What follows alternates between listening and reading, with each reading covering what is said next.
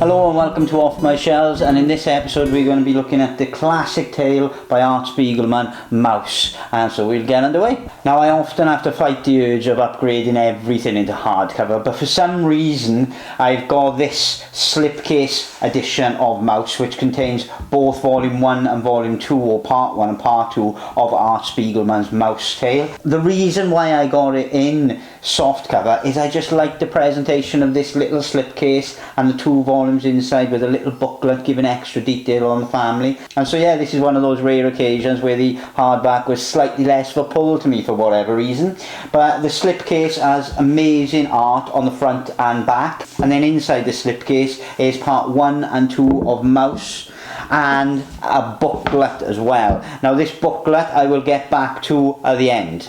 Now, the paperbacks inside are well constructed for the most part. There was one issue with my Volume 1 really, which is for some reason they've got French flaps on them, but my French flap on the back cover of Volume 1 was loose, so it didn't have much flap in it at all really, but it's a French bookmark now. But anyway, they really well constructed book. The size and scale of them are pretty much like little digest books really.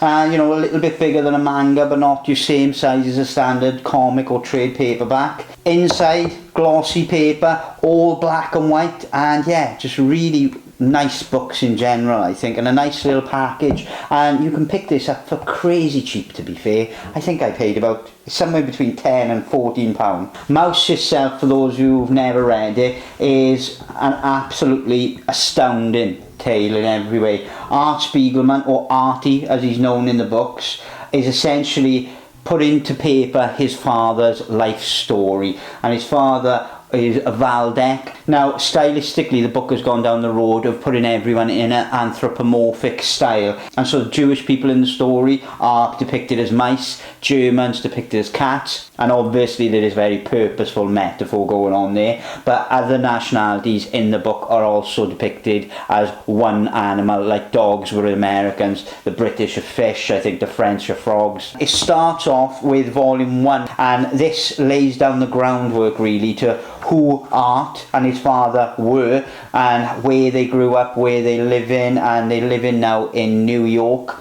And essentially what it is Art trying to document his father's life, because he's a cartoonist and a writer, and he wants to make this book. So it's the story essentially of this book, but obviously it goes back heavily into the history of Valdec. So it's got a lot of ground to cover, but it does it effortlessly. The art style might not be to everyone's taste, but it very much is to me one of the kind of most interesting parts of it really, because it's quite simplistic, it's quite straightforward, it's all black and white, but it's perfect because it makes this story more appealing and maybe even more palatable to some people for all ages as well, because obviously the story that they tell in about the concentration camps, about the Jewish persecution and the Holocaust, is incredibly violent and harrowing and horrible.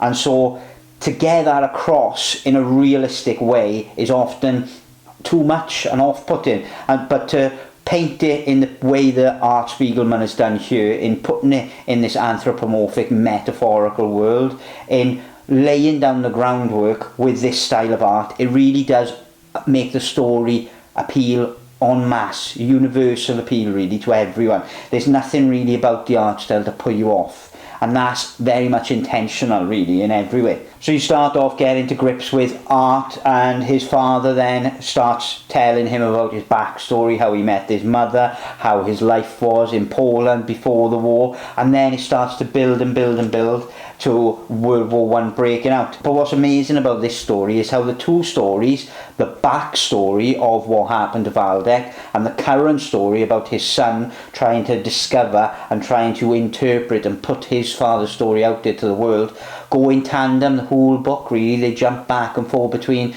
him documenting the story and trying to figure out how to tell it, and his father's experience, and it gels and blends together so well, and the family dynamic comes across so honestly. The bickering between Valdec and Artie always comes across as a very genuine father and son relationship, and Valdec's attitude to life comes across as very genuine as well. His new wife, because he remarried, because his wife, as you find out quite early on, commits suicide, and that the effects of that are shown, the effects of all this loss are shown, but it's shown in a way that isn't kind of laid thick and laid bare like open wounds. It's shown as it's part of life for this family.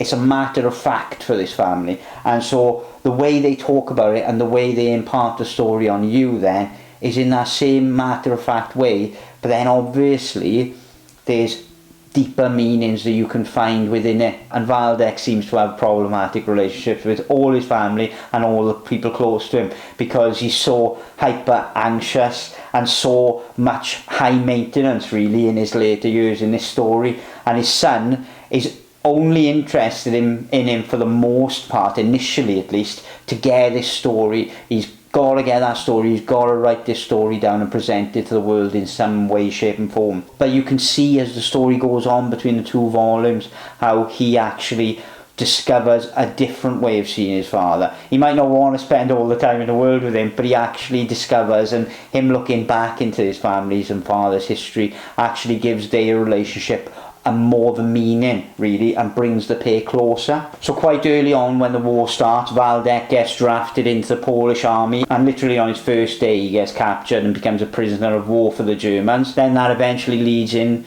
to him being part of the ghetto in Poland and literally documenting how they survived, how they were moved here, there and everywhere, how they were hiding, how they were creating just these elaborate bunkers and dens within basements and attics all over the place to just protect themselves, because they were seeing and hearing more and more about what the Germans were doing. Right from the get-go, really early on, they hear the whispers of these camps, of these concentration camps, of the persecution, but they don't actually get captured and put into Auschwitz until 1944.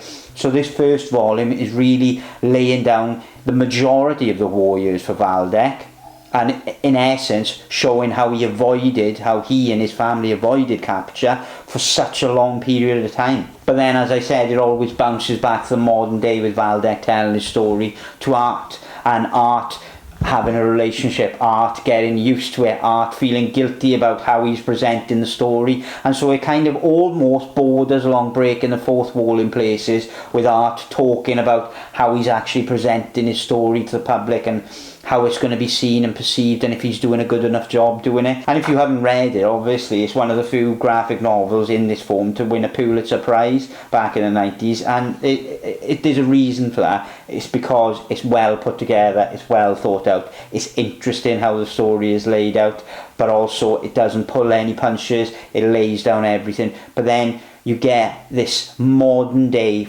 Jewish family in America, and you get how this has all impacted on them, and you get how the family dynamic has changed, and how these events of World War II have literally shaped the lives of all of this family and everyone they come into contact with. Volume 2 then jumps straight on really with Auschwitz. Auschwitz is where he gets sent to at the end of Volume 1, and then Volume 2 is the story of his time in Auschwitz, as well as him and Art obviously trying to finish the story and trying to tell the story of a Jewish man in Auschwitz with justice and with poignancy and with meaning and with reason. And so a lot of this volume focuses heavily on how he survived in that prisoner concentration camp.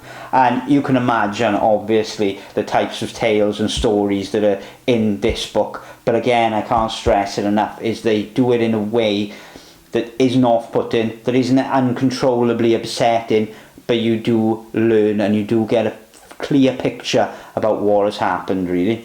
And by the end of it, you get so familiar with Art and Valdec that what happens to the family in modern day actually affects you more in some respects than what happened to Valdec in previous, because you know he got through that, and you have the hope constantly of him and his wife getting through that. But then when you were seeing him and the effects of this life affect him in modern day, it hurts a bit more weirdly. That might just be me, but that's how I interpreted it anyway.